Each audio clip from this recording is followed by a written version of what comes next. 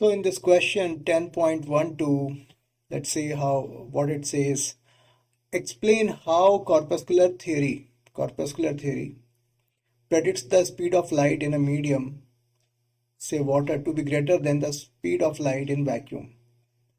तो वैक्यूम में जो लाइट की स्पीड है उससे ज़्यादा वाटर मीडियम में लाइट की स्पीड होगी, ऐसा कॉर्पस्कुलर थ्योरी प्रेडिक्ट करती है. Is the prediction confirmed by the experimental determination of the speed of light in water? लेकिन एक्सपेरिमेंटल कंफर्मेशन के बाद पता चला कि नहीं, ये बिल्कुल उल्टा है. If not, which alternative picture of light is consistent with the experiment? तो इस क्वेश्चन को मैं सॉल्व करना है जिससे कई सारे थियोरेटिकल कॉन्सेप्ट्स आपके क्लियर हो जाएंगे. तो डेफिनेटली लाइट जब डेंसर मीडियम में एंटर करती है, रेयर मीडियम से डेंसर मीडियम में एंटर करती है, तो इसकी स्पीड रिड्यूस हो जाती है. ठीक है, और एक्सपेरिमेंटली ये चीज़ कंफर्म की जा चुकी है. लेकिन कॉर्पस्कुलर मॉडल जो है थियोरेटिकली इस बात को एक्सप्लेन करने में अनसक्सेसफुल रहा. कैसे, वो मैं आपको यहाँ पर एक्सप्लेन करके दिखाऊंगा. तो let's talk about corpuscular model. मान लिया कि ये मीडियम 1 है और ये मीडियम 2 है. मीडियम 1 में इसकी स्पीड v1 है और मीडियम 2 में इसकी स्पीड v2 है. और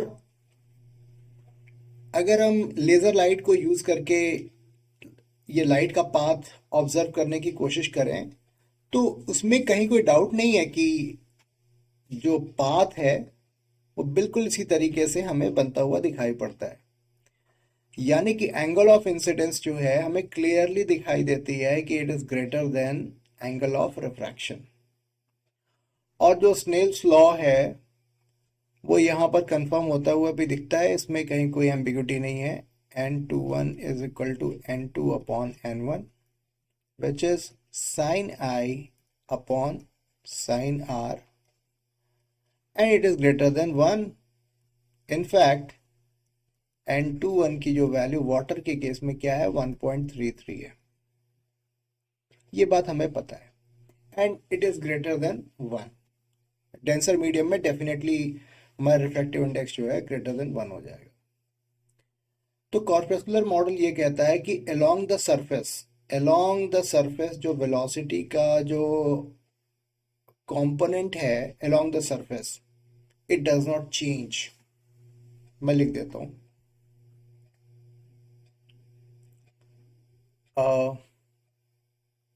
according to Newton's theory,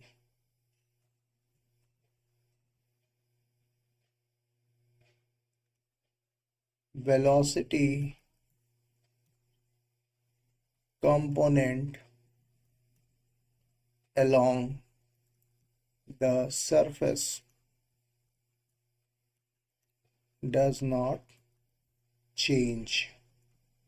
okay, तो इसका मतलब क्या हुआ कि along the surface अगर ये v है तो along the v1, तो v1 sin I is equal to v2 sin R. sin I upon sin R is equal to v2 upon v1. हमें ये पता है कि sin I upon sin R is n21 which is so v2 upon v1 and n21 v2 upon v1 is greater than 1. तो इसका मतलब क्या हुआ कि कॉर्पस्कुलर मॉडल ये प्रेडिक्ट कर रहा है कि v2 is greater than v1. यानी जितना ज़्यादा मीडियम डेंस होगा स्पीड ऑफ लाइट उतनी ही ज़्यादा होगी.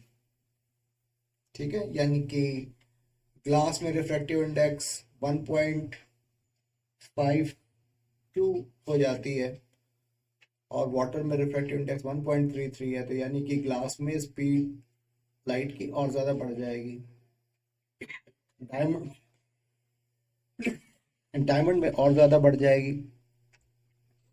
ठीक है, इतनी बात तो हमने कॉर्पस्कुलर मॉडल के हिसाब से, जो कॉर्पस्कुलर मॉडल जिनने जो प्रेडिक्ट किया था, वो हमने समझ लिया कि किस तरीके से डेंसर मीडियम में स्पीड ऑफ लाइट बढ़ जाएगी। Now let's move on to wave front model. तो वेव फ्रंट मॉडल में जैसा कि ये एयर है और ये वाटर है, पाथ ऑफ लाइट इसमें कोई प्रॉब्लम नहीं है, बिल्कुल क्लियरली समझ में आता है कि जो पाथ ऑफ लाइट है वो दिखाई पड़ रहा है किस तरीके से लाइट हमारी बेंट हो जा रही है। हम्म। और स्नेल्स लॉ कि हम दोनों ही केस में रिस्पेक्ट करते हैं और कोई प्रॉब्लम नहीं है। n21 is equal to sine I upon sine R. अब यहाँ पर एंगल ऑफ इंसिडेंस और एंगल ऑफ रिफ्रैक्शन को हम लोग ठीक तरीके से डिफाइन करेंगे। एंगल ऑफ इंसिडेंस मतलब क्या हुआ कि जो वेव फ्रंट है, जो वेव फ्रंट आ रहा है, वो सरफेस से जब वो इंटरेक्ट कर रहा है, जब फर्स्ट टाइम उसने इंटरेक्ट किया, तो उस वक्त उसने सरफेस से कौन सा एंगल बनाया सरफेस से, और इस पॉइंट पर ये एंगल आई बनाता है।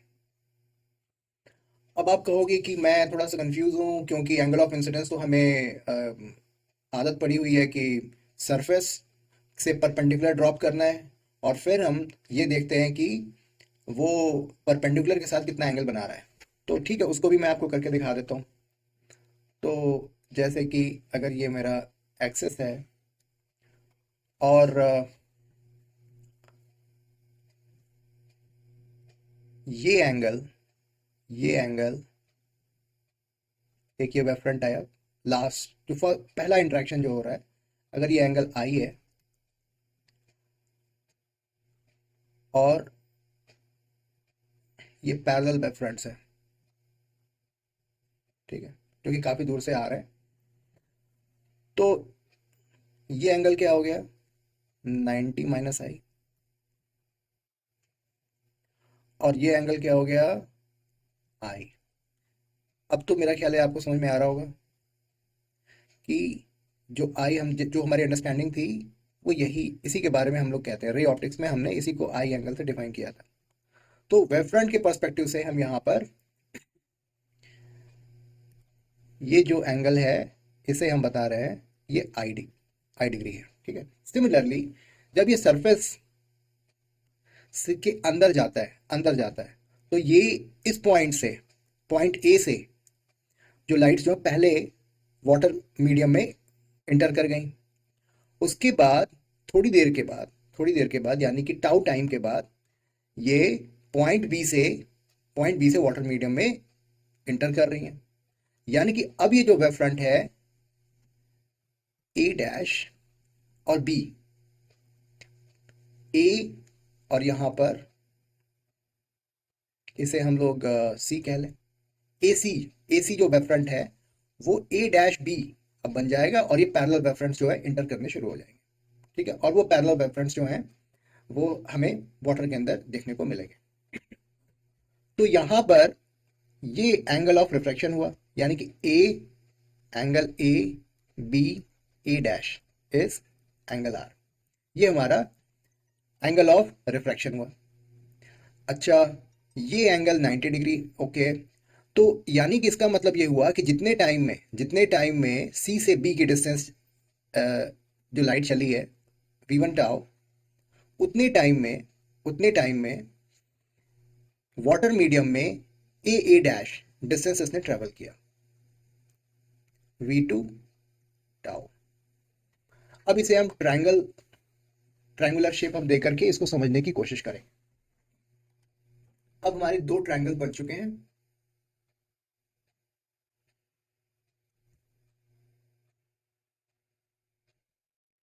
ए B and C. This is angle 90 degree, ये हमारा आई एंगल। सिमिलरली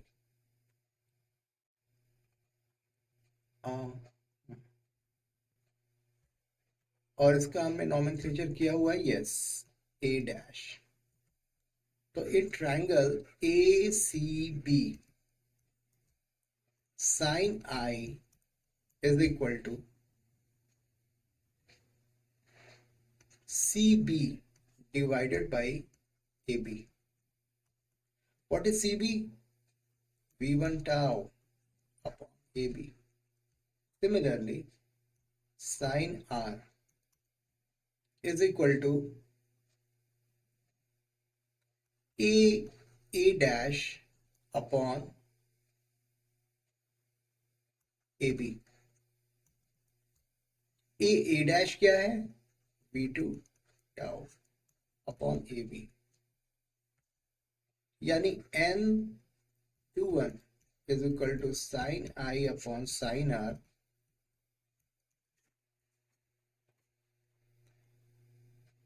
तो V1 tau upon AB